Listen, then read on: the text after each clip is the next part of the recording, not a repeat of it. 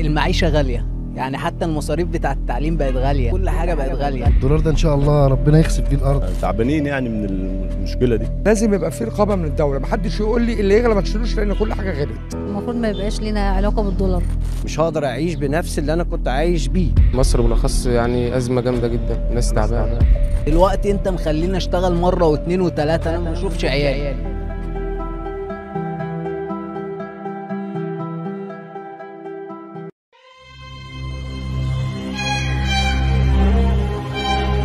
قال له سقفوا لك وقالوا تسلم الايادي، الايادي اتمدت وقالت لله يا محسنين.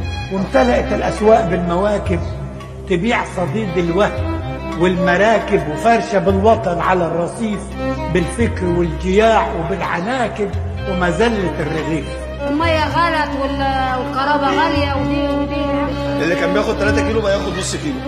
العالم الغلابة هتاكل ايه؟ رح تفضل كده لمتى يا غلبان؟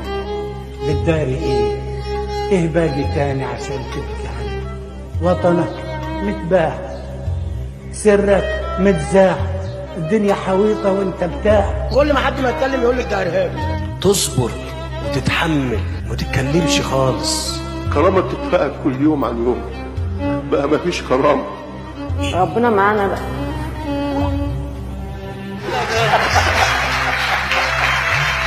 احنا بنمشي نكلم نفسنا في الشارع والله. مفيش ميه شرب. يا الله ونعم الوكيل فيك يا سيس واللي بيأيدوه. انتوا لصوص القوت واحنا بنبني بيوت، احنا الصوت ساعة ما تحبوا الدنيا سكوت.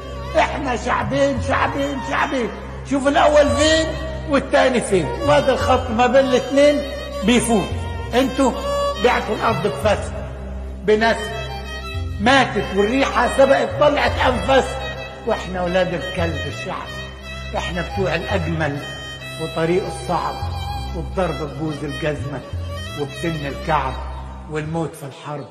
اللي يمد ايده على سيده لازم يتضرب بالجزمة ويهين المعنى الظابط ويدوس بالجزمة على الحين.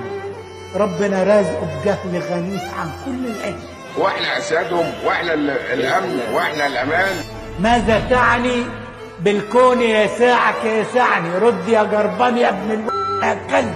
اقول مثل دايما كنت بسمعه، المثل بيقول اللي تمد ايده على سيده تتقطع ايده. اول ما اتلفت جه غرس الجزمه في قوتي، جه تعب بركني على الاسفلت ولقيت نفسي محاصر تاني تحت رجليه. مطلوب من ربنا الموت، يرحمني بدل الذل اللي انا فيه. الغلبان هو اللي راح تحت رجلين ورب. طب احنا هناكله ايه؟ عمال يعمل لنا في مؤتمرات والشعب مش لاقي ياكل ولا احنا لاقيين حاجه خالص. عشان البلد بعد كده هتولع.